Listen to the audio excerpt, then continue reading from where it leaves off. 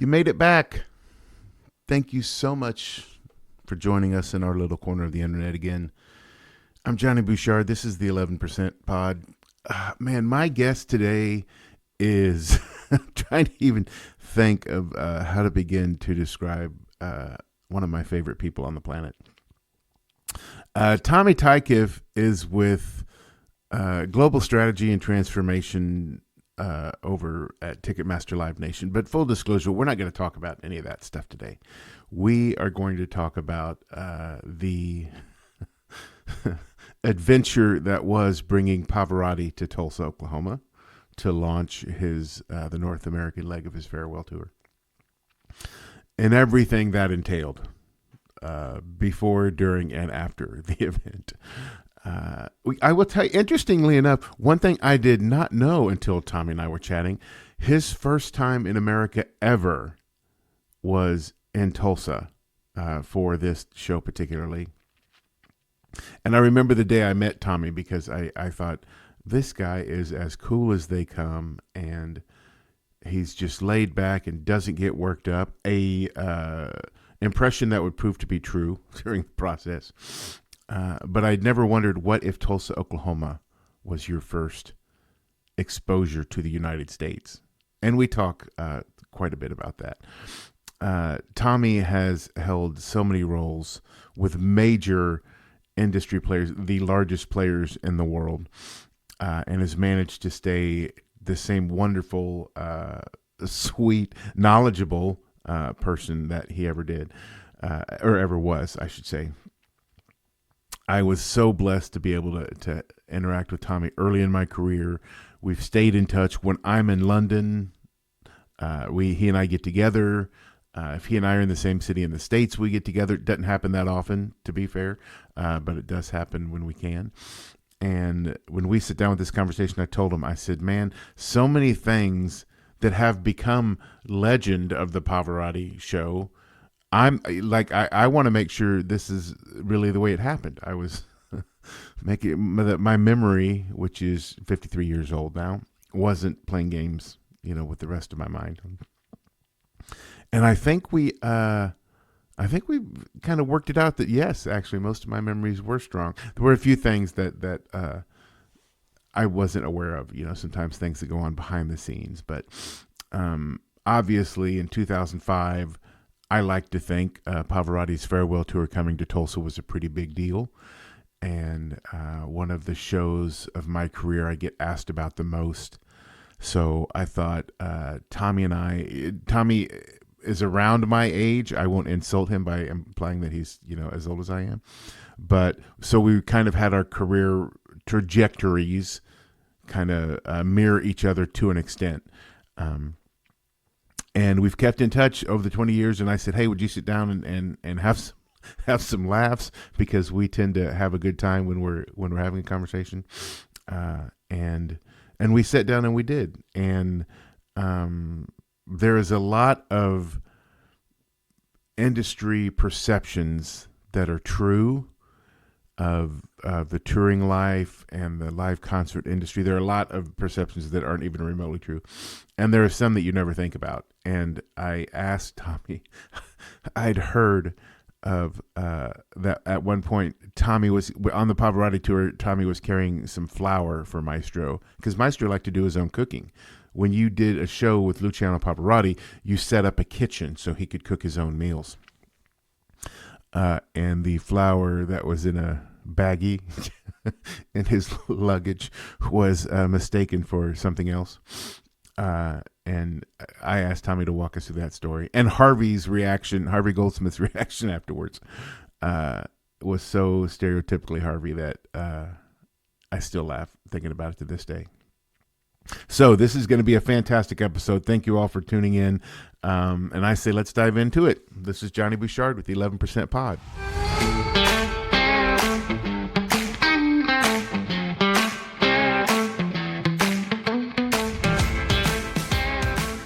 Tommy Tyekiff, thank you. Oh, and first of all, man, so you're aware, the intro where I brag about how cool you are, I'm going to record that later so you don't have to sit there and stare at the camera while I talk about you.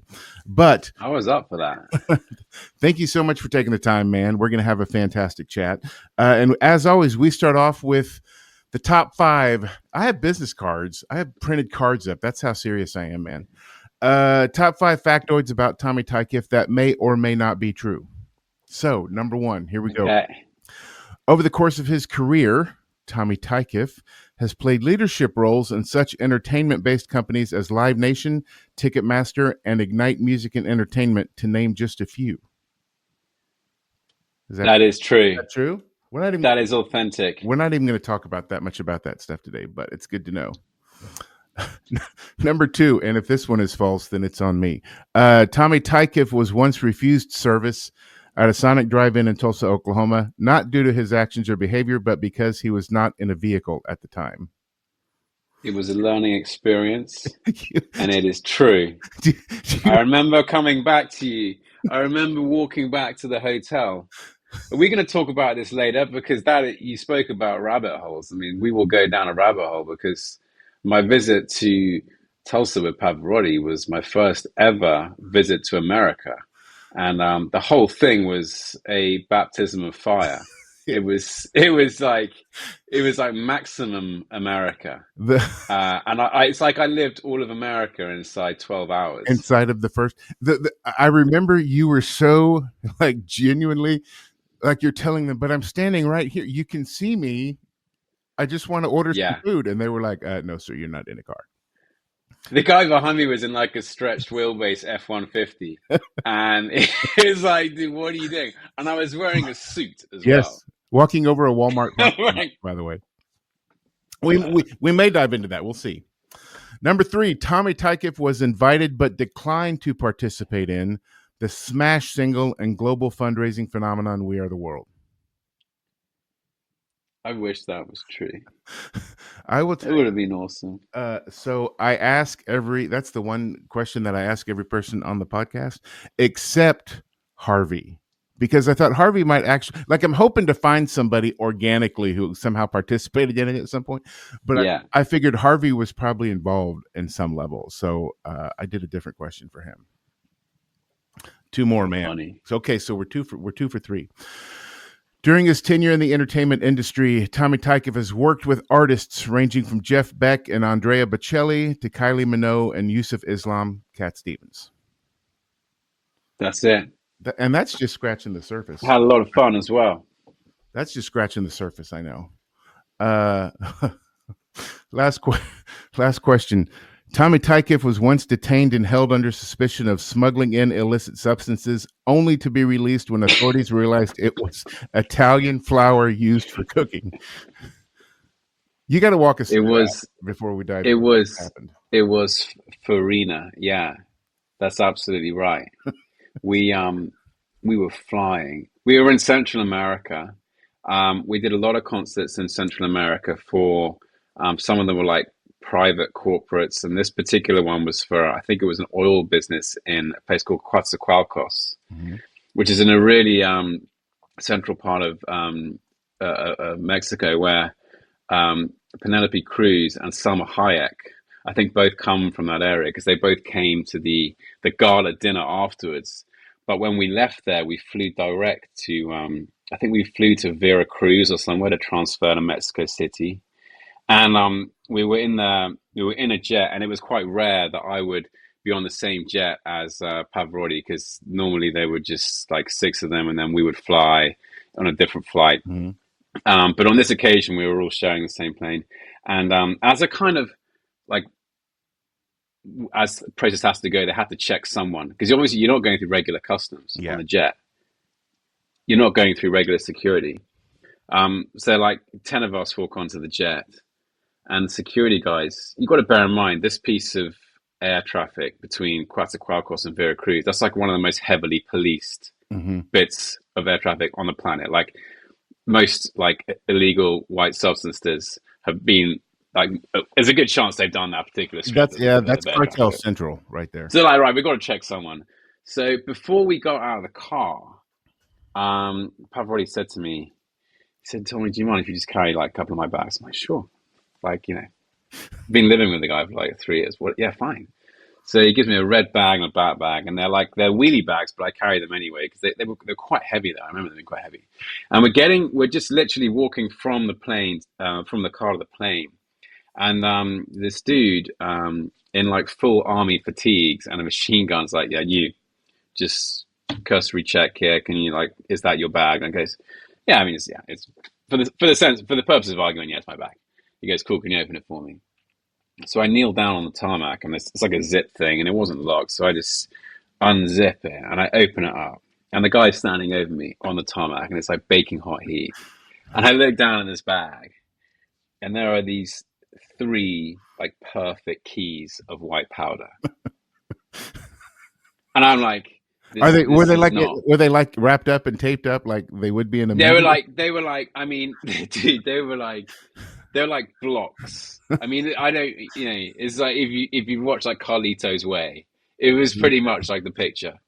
So I think this is, and I'm stuttering and I'm stammering. And I'm like, this is not. I mean, it's not. These are not mine. It's not mine. I mean, it was my bag, but it's not my bag. It's like, I mean, I can't tell you this is it's not mine. I don't know what it is. And my whole life was just, this cannot be how it ends. It can't end on a piece of tarmac in like on the way to Veracruz.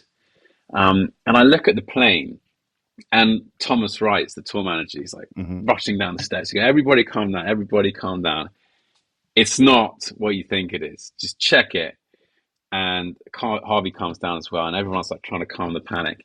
And sure enough, like something out of the movies, the guy actually does jab a knife into it, and he samples it, and he puts it on his lip, and we all confirm that it was farina, which is, to your point, this very, very specific Italian cooking flour, which they use for pasta, any kind. Yeah, it's basically like the holy grail of like Italian flours. And we were carrying it around, like we carried lots of ingredients from, good pasta, just in case you ever need that. Oh yeah, exotic pasta dish. You just never know, right?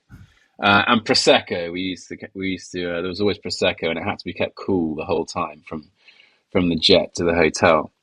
And that I'm pretty sure I remember looking up to the plane when Harvey and Thomas had disengaged situation and reassured the security guy. I looked up, and Pavarotti was looking down. He was just absolutely tears of laughter. I'm pretty sure he knew exactly what it was, what he was doing, and he knew exactly. I mean, like the fact the security guy tested it and everything.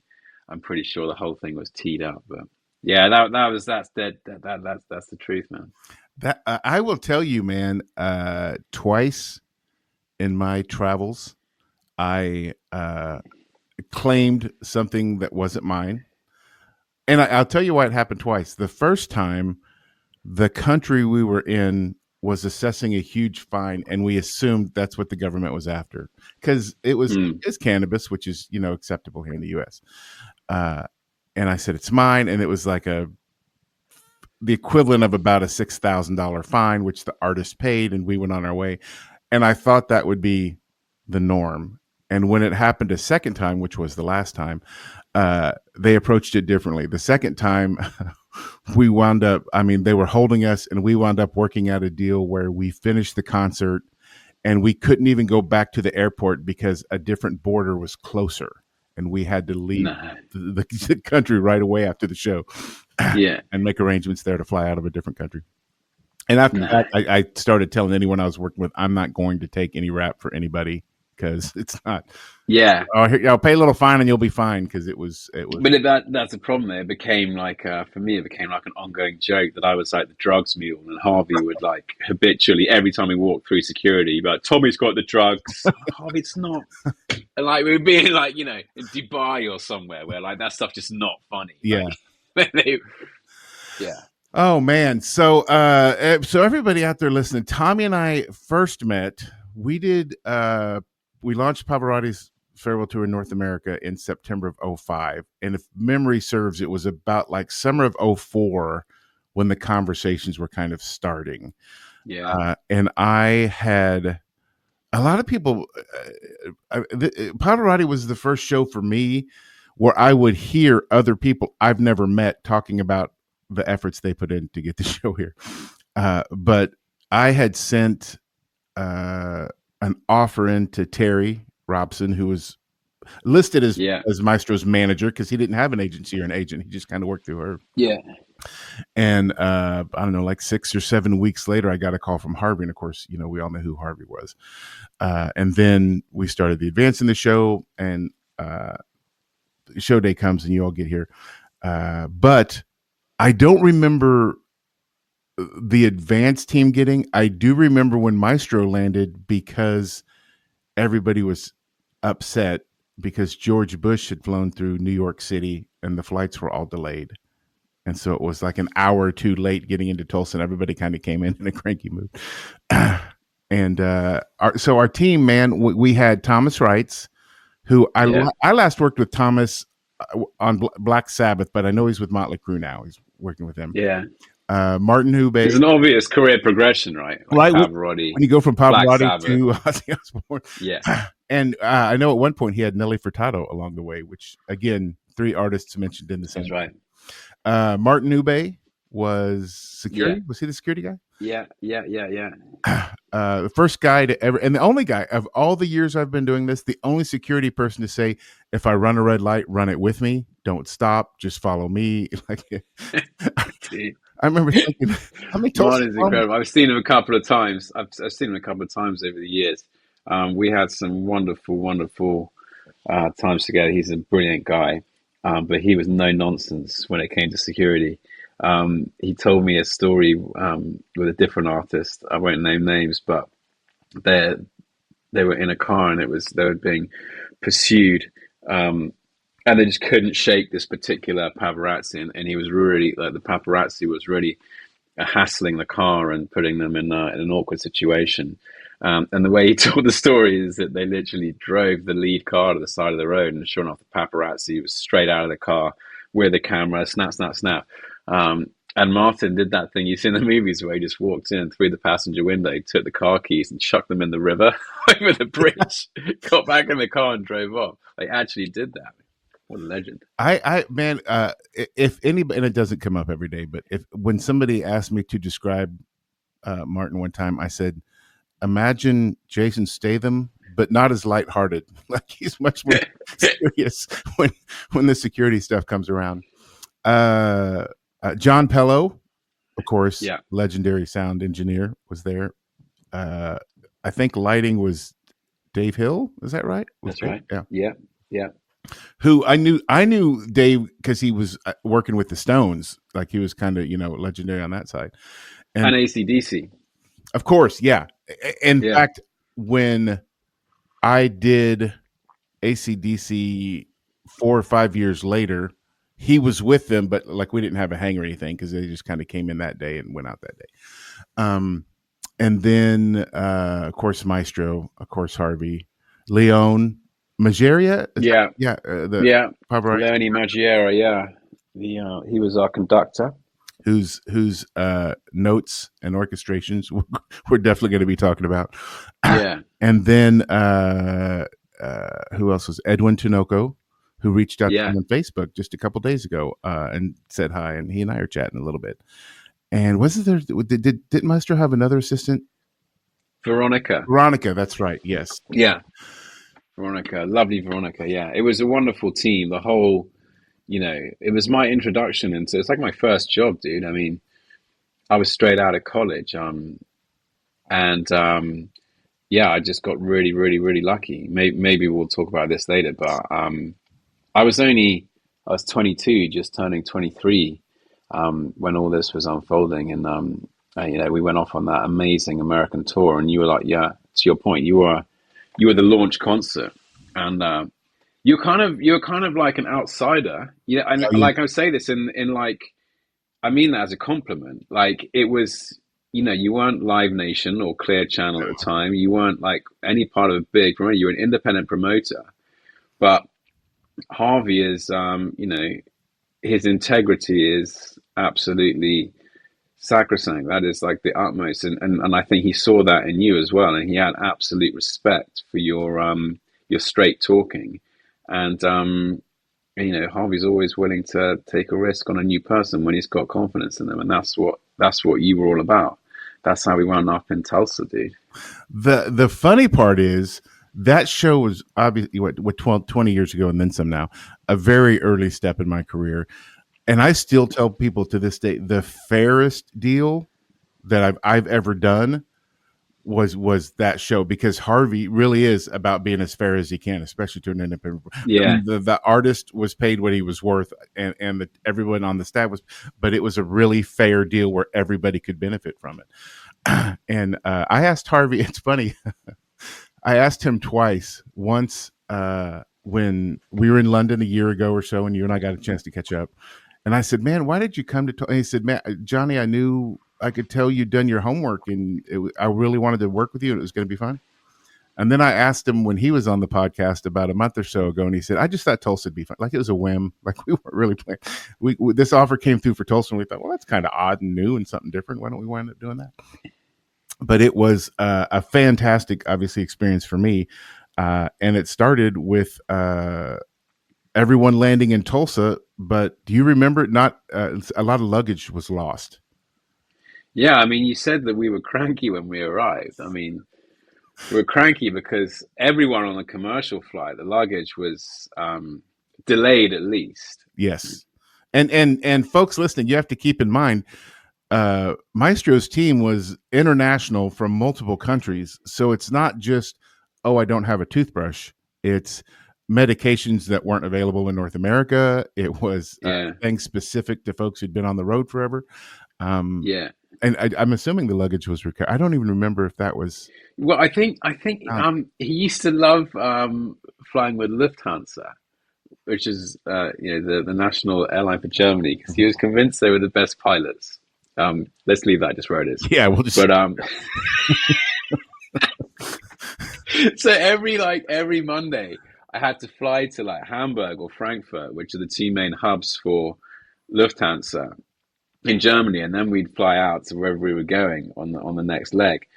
So yeah, we got in, and I can't remember whether it was a Lufthansa flight that took us into the States or whether we transferred on someone else. But whatever had happened, there was a lot of transferring, and they lost the luggage. And so I literally had the clothes I was wearing and my little carry-on, and it was the same for everyone. Um, so it was like 10:30 at night, Yeah.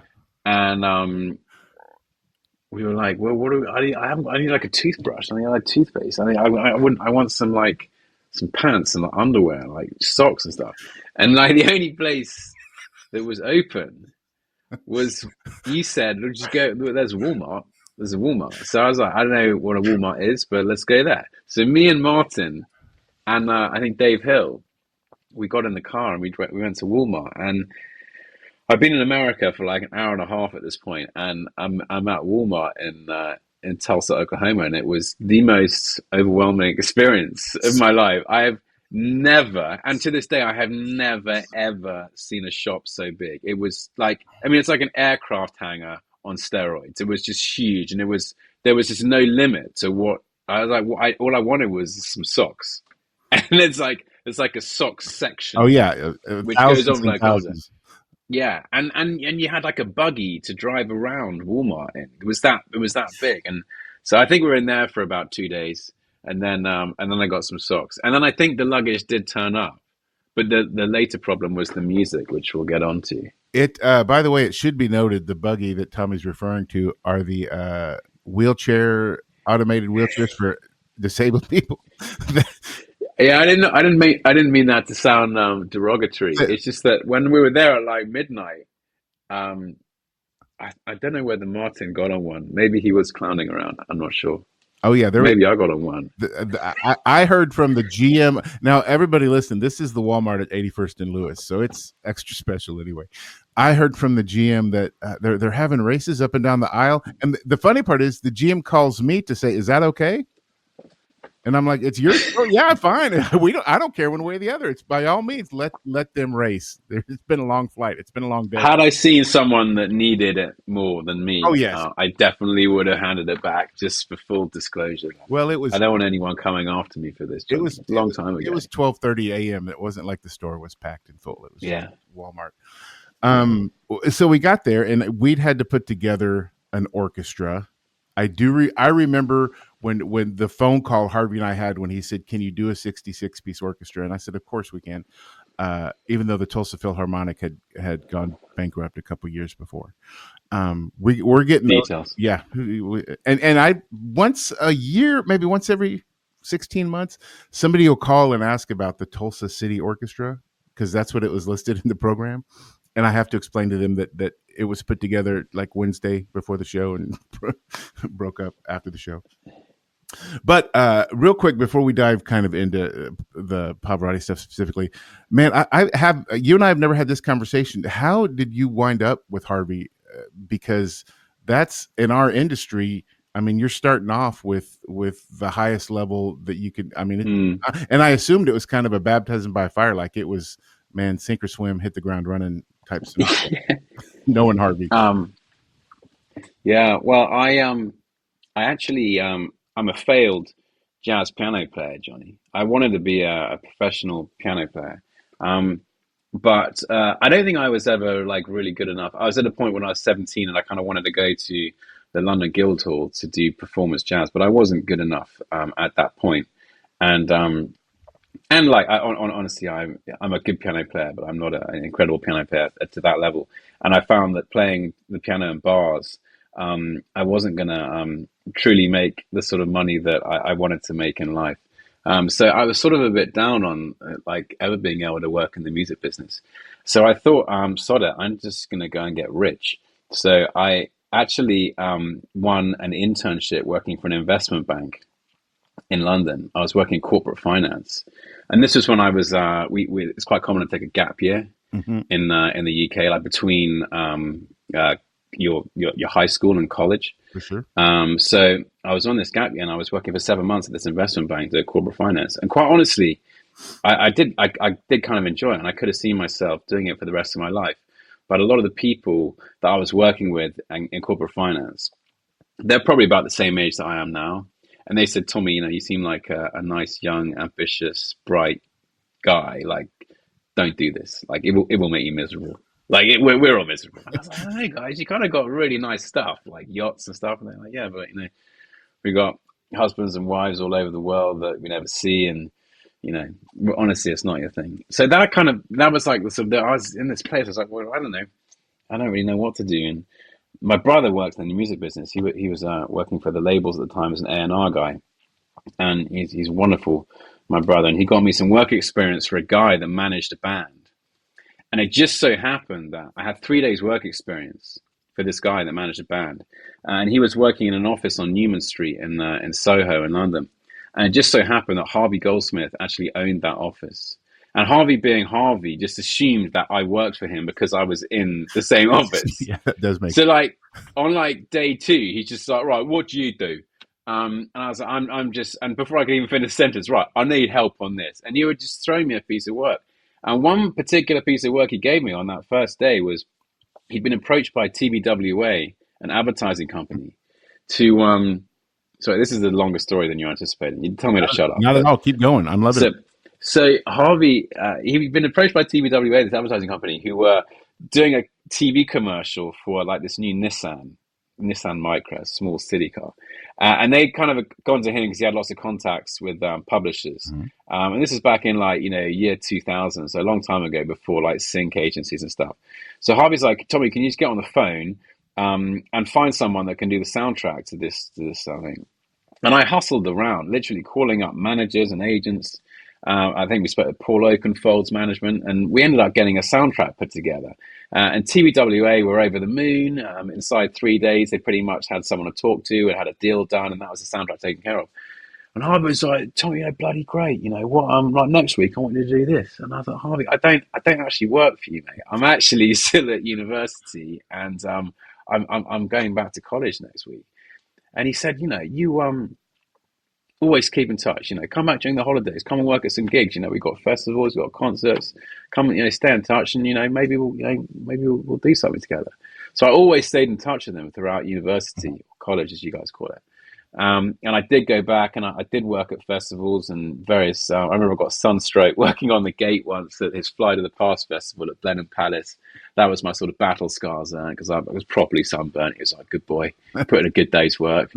And but when I got to the end of university, I was supposed to go back and work for this investment bank. So I was like, "What do I do? Do I go work for the bank and like the proper job, or do I go and work for Harvey?" And I guess the absolute lunatic inside me said, "No, go and work for Harvey. He isn't, I mean, I know you had him on the other day, but he's like a father figure to me. And he, he was like you said, the first job I had in the business, and it was a masterclass. He's incredible. He's an absolute dynamo of human nature, and just the most extraordinary opportunity. I went back after university with no plan whatsoever. And I said, "Hey, Harvey, so I've graduated. I've got my degree, economics and politics. Um, what about that job that you mentioned?" And he said, "Well, wait a minute. You got to know exactly what you want to do in the music business. You can't just say I want to work in music. It's too vague. It's a big business. You've got to think about exactly what you want to do. So come back in a week's time. I'll give it some thought. You give it some thought." So I went back again in a week's time. And you got to bear in mind, I was probably, was it like I said, 21, 22 at this point. And I said to him, "Right, Harvey, I'll give it some thought. I either want to be a producer like you, or I want to be chief exec of one of the big five: Sony, BMG, EMI, Universal, or Virgin." What did I mean? 21 years old. What do I know? And Harvey said, and this is verbatim, he said, "What are you doing this afternoon?" And I said, "I got nothing lined up." He said, "Right, hang your coat up. You can start now. You be my assistant." And that's exactly what I did. I shook his hand in, what was it, 2002, 2003. And I never had a contract. And I shook his hand again in 2012 when I left him. And it was just the most wonderful decade of learning about everything from ticketing to marketing to promotion to sound to light, security, tour routing, deal negotiating, brands, artists, fans, everything. It was a masterclass. But it was ultimately, to your question, it was a combination of luck and going for it, man, just like you do, just like you did. Yeah. And it's like I'm trying to install in my kids now. Like there will be opportunities, and you just got to run with them, and that's all it was really. That my daughter and I had the conversation the other day because I was talking about you coming on, and I don't think a lot of people realize Pavarotti was only my third show. I'd done 2 comedians, and then landed this one, and she said, "How did so you felt right?" And I told her, I said, "Being ready isn't a feeling; it's a decision." And my career has been seeing opportunities and trying, not always necessarily trying to guide them, but here's something I can maybe try to be a part of. But to your point about Harvey, he and I chatted for about an hour, and I left with the thought that even after 3 decades, how much I don't know, because it really was like a master class in what we do. And I've made it very clear to anybody who would ever listen, Harvey, since our first conversation regarding Pavarotti over the phone, I remember thinking Harvey sounds like Bob Hoskins, like the two voice off, and nobody would know the difference. But since then, hands down, the best friend my career's ever known, because he's always, even when we went out to Hollywood. So after the Tulsa North American tour kicked off, Maestro was in Hollywood at the Hollywood Bowl the next week, and Harvey said, "Come on out." And remember, he had that villa at the the Sunset Marquis Villa, and if I'd walk in a room, he'd put the phone on speaker. He'd introduce me to everyone he could. He'd ask every question, answer them before I could probably even think of asking sometimes. And it was one of those deals where if I hadn't had that show at that point, my career probably would have wound up drastically differently, because I had Harvey Goldsmith. I mean, and there was, I told him, and I may have mentioned this when he and I chatted, I was putting together an offer for Eric Clapton at a stadium. This is a long time ago, so I don't mind mentioning the figures. I think I was going to offer him $650,000. I reached out to Harvey, and he said, "Seems like about $100,000 too much." And that was all Harvey said. I submitted the offer. He took it, and I realized Harvey saved me $100,000 in one sentence. Just in 8 words. And at a time when $100,000 would have sunk, like that wouldn't now or something, but it would have sunk if I'd wind up not. Yeah. So I'm glad to hear that the experience that you've had with him was similar to mine, because I can't tell you how much I love Harvey Goldsmith.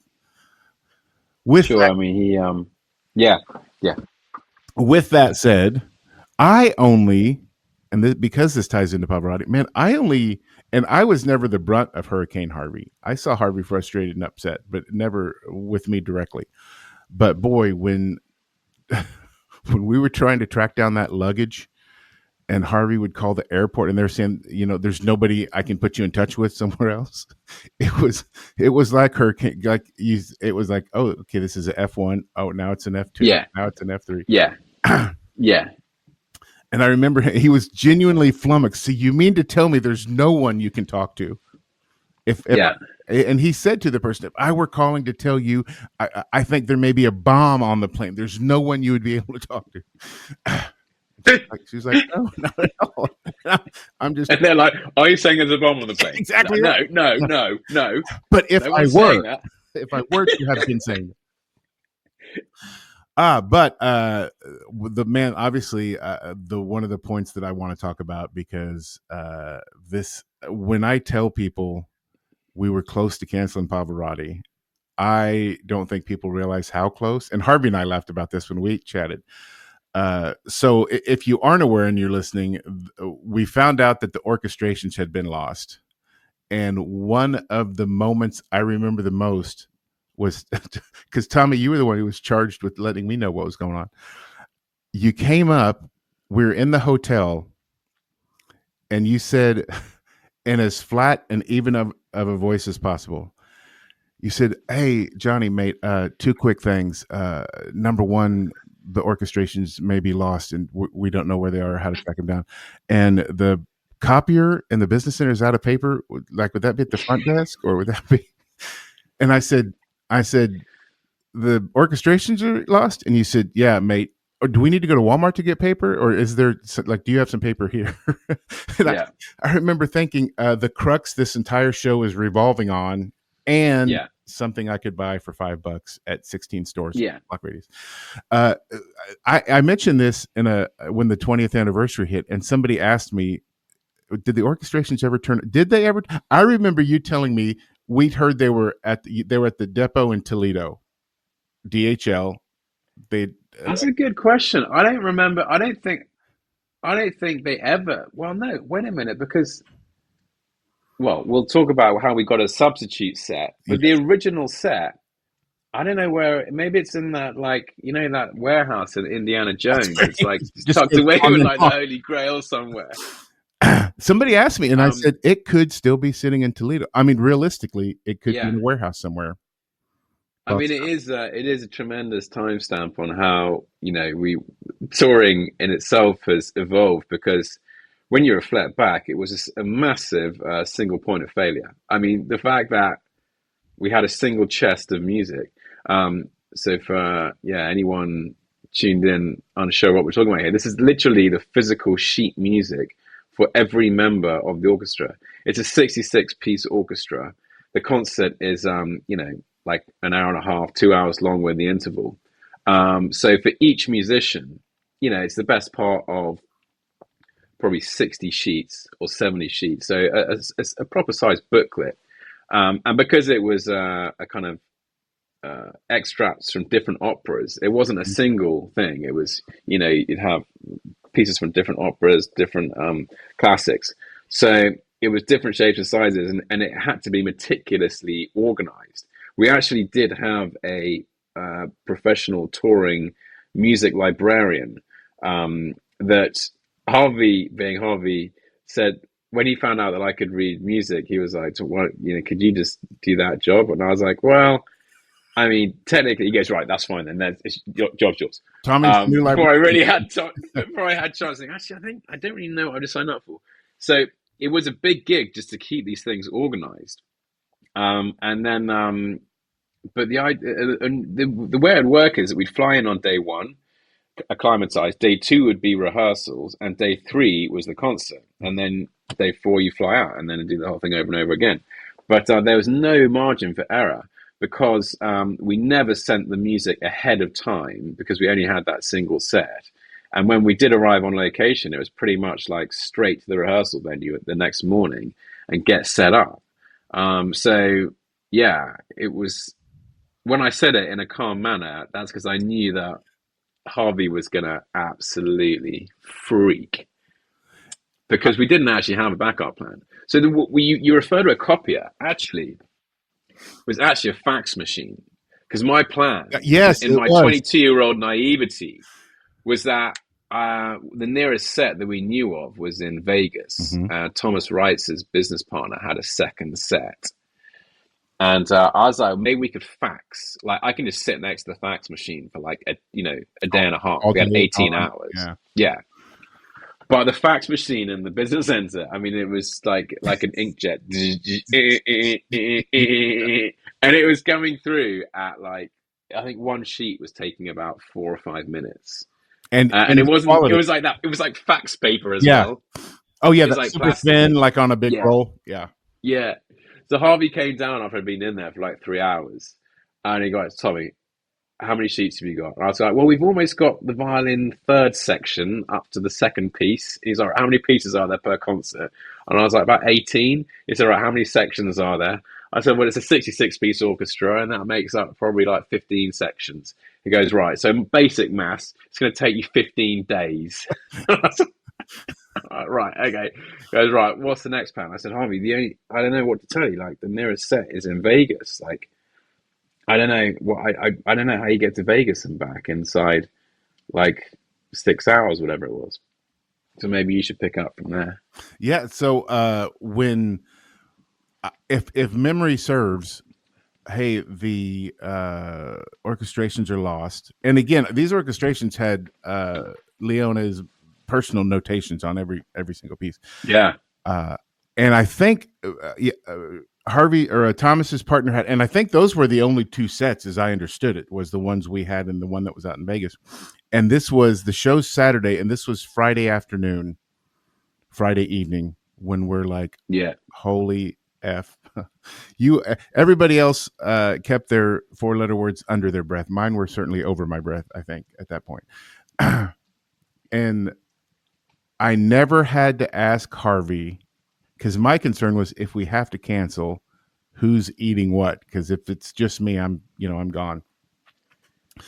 And at some point, and I don't think at 20 whatever, I would have been smart enough to come up with this plan, but somebody realized because the hotel across the street from the venue at the time was a Marriott, and I'd rented the whole top floor. You guys had one half of the top floor, and me and my team had the other half.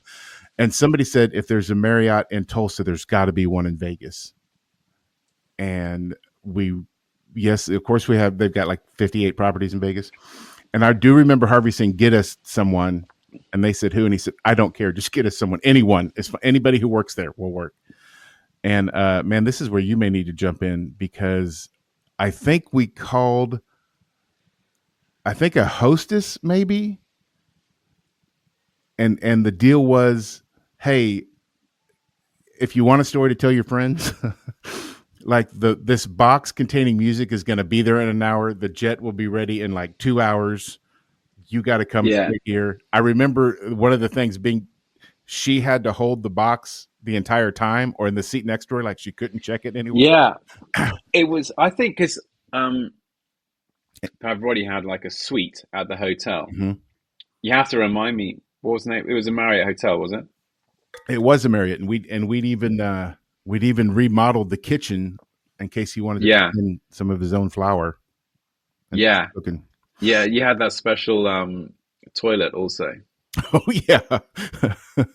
Yeah, we'll talk about that. But yeah, and there was like, there was a sort of like you described, a hostess that was on permanent standby for any sort of, anything that he wanted.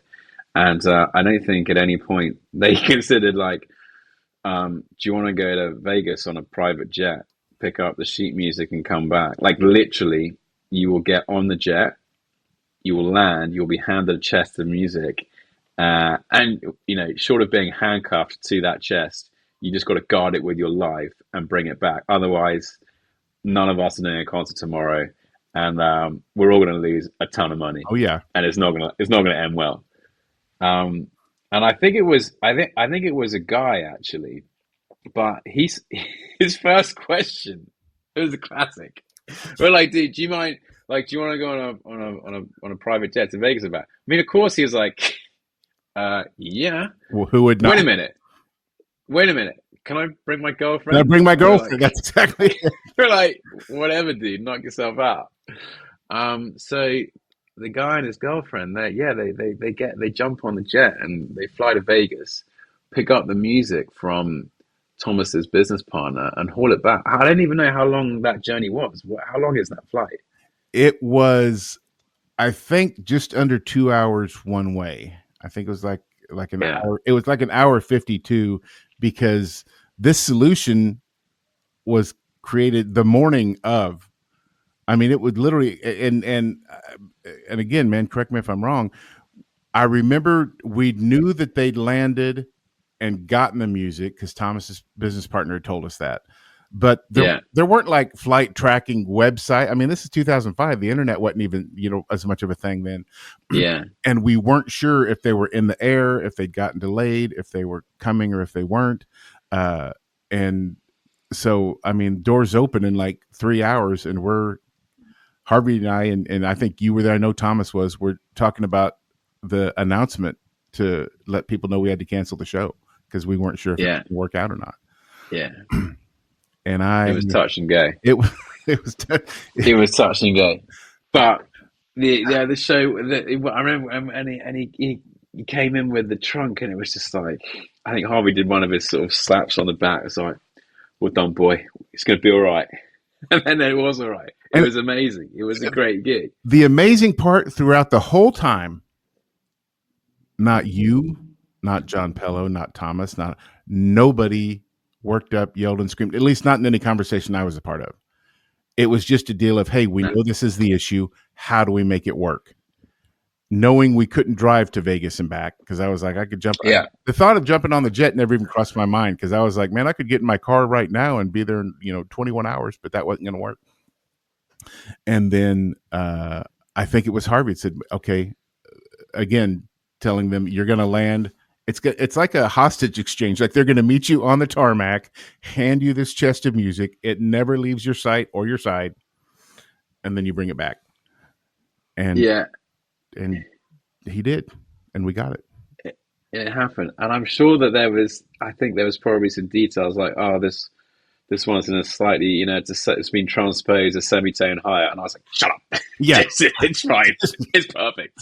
lay out the sign. I do remember the funny part was so after Tulsa, which at the time was probably, I mean, I don't want to like sound arrogant, may have been the biggest show that had ever happened in our city's history. And we're the Marriott had a little bar downstairs. We're at the bar afterwards, kind of celebrating because we pulled it off. And the discussion turned to getting the orchestrations to L.A.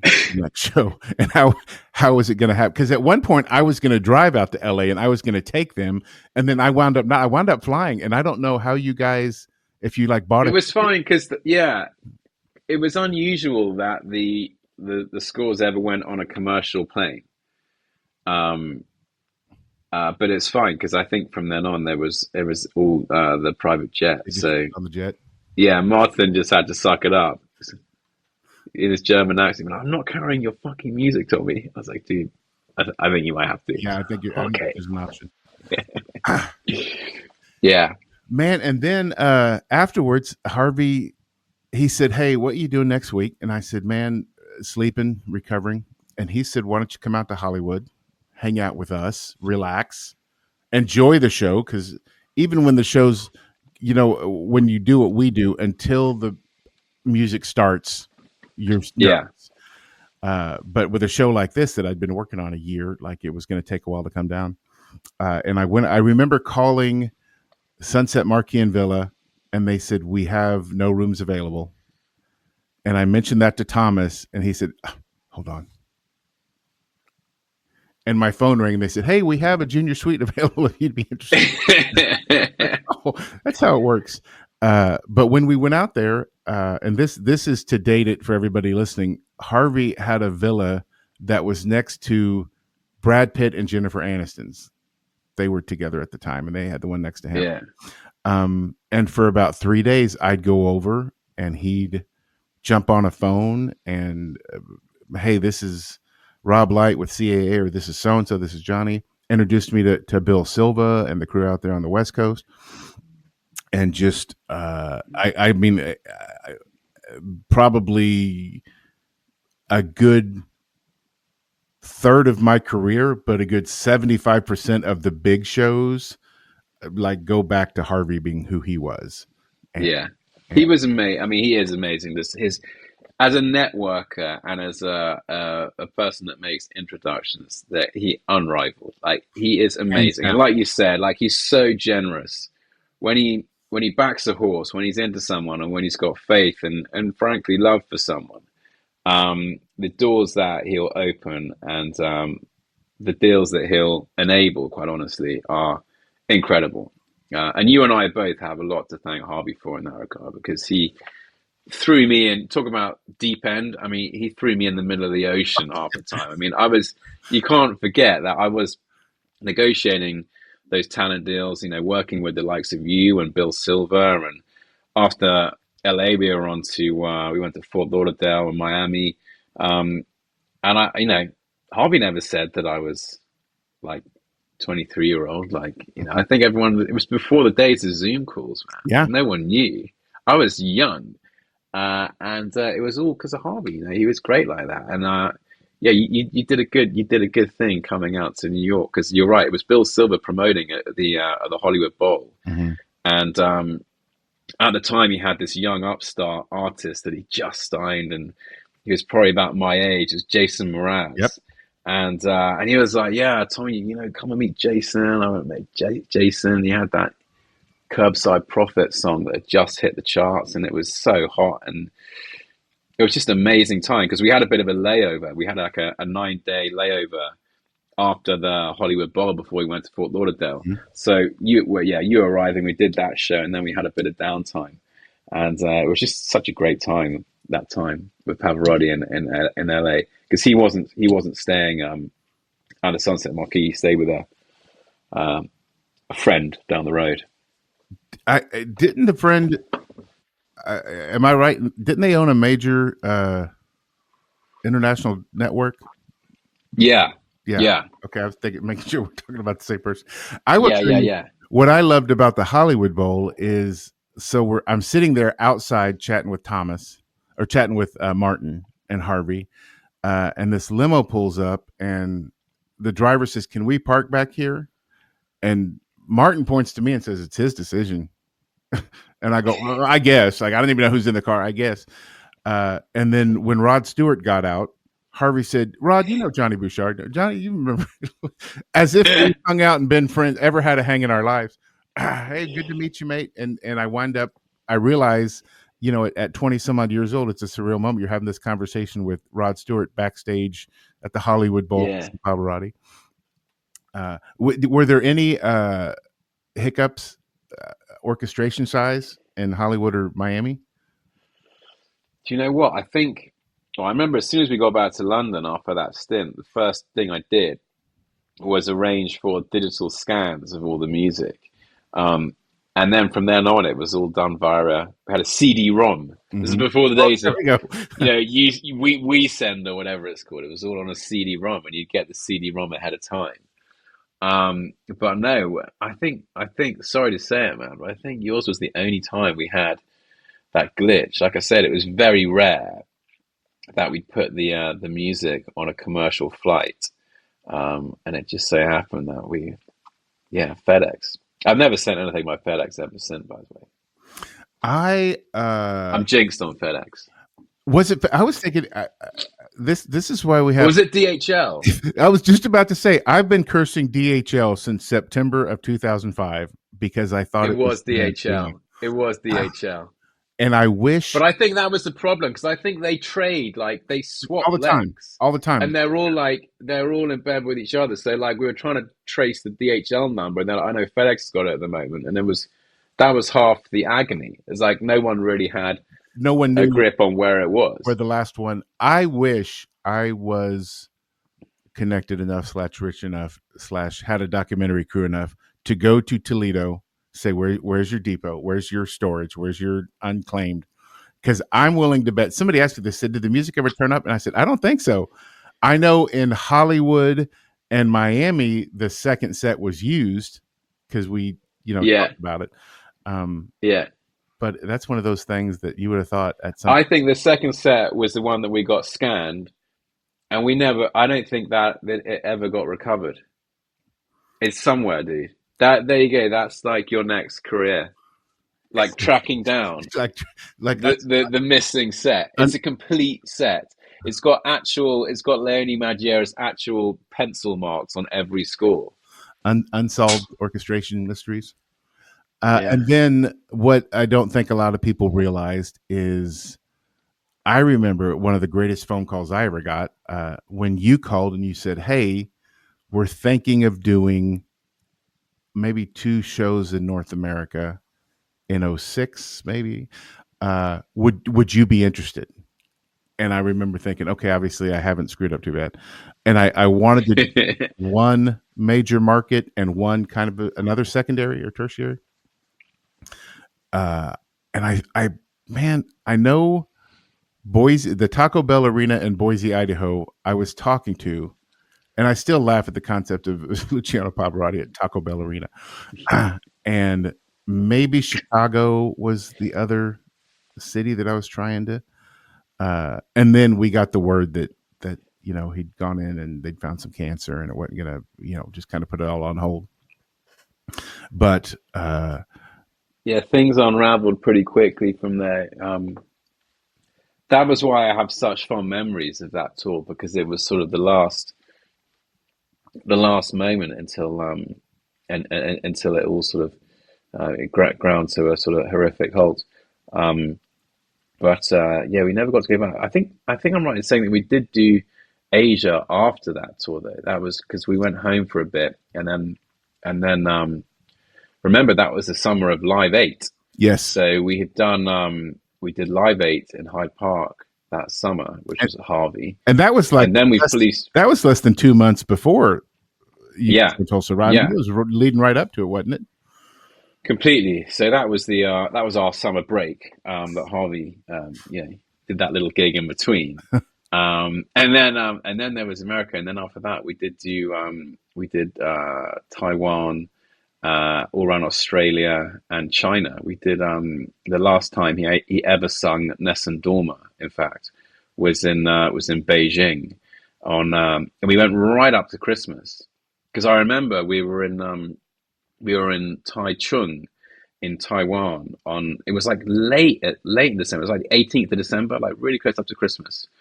Um, and the curtain was the curtain was about to be drawn to start the concert, and my phone rang, and I thought it might be Harvey, or like anyone, but it could be Key before Mhm. show starts, and I was standing like right next to Luciano, and I picked the phone up, and this is like old school phones, so it doesn't say who's calling or anything.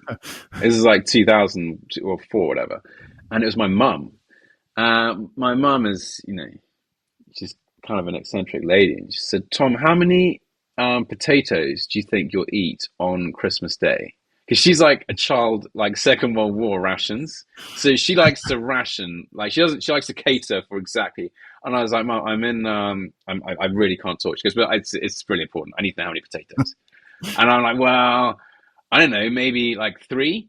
And she goes, is that three pieces or three whole potatoes? And I was like, three whole potatoes, so probably like 8 pieces at least. I gotta go, I gotta go. I'm literally on stage, gotta go. I'll be home in like a week. Um, and she goes, okay, thanks. And I hang up. And thinking that he hasn't heard, I try to style it out. But Pavarotti goes, who was that? And I said, no problem. The show, we're all ready to go. You're ready to go? I'm ready to go. Let's get the curtain open. He goes, no. Who was it? And I said, it was my mum. It was my mum. And he said, what did she ask? And I said, she wanted to know how many potatoes I was going to eat on Christmas Day. And he said, well, great. What did you say? And I said, I said three, and he goes, great. Like, is that three whole potatoes or like piece? I was like, are you kidding me? Like, I said, I said three, and he goes, you think that's enough? And I said, yeah, I don't know. Like, now you got me thinking, maybe it wasn't. He goes, well, I would call her back. Really? I'd probably call her back. And I'm standing on stage, and it's the 18th of December, and I'm in Taichung, and I'm with Pavarotti, and my mum just called me about potatoes. And it's one of those moments where I'm just like, wow, this is like, I don't know whether it's just like as good as it can ever get in life. It was certainly more incredible than anything I could possibly have imagined my life doing. But it was like that every day, man. Like whether you were losing the music in Tulsa and meeting amazing people like yourself and everyone else on the road, or just having these like ridiculous stories that can only happen when you're on the road. But it was a wonderful time in life, and Pavarotti was a wonderful person. Like you can't forget, like it was the people Yeah. that made all these experiences happen. And I saw more of him than I saw of any of my friends and family for those years.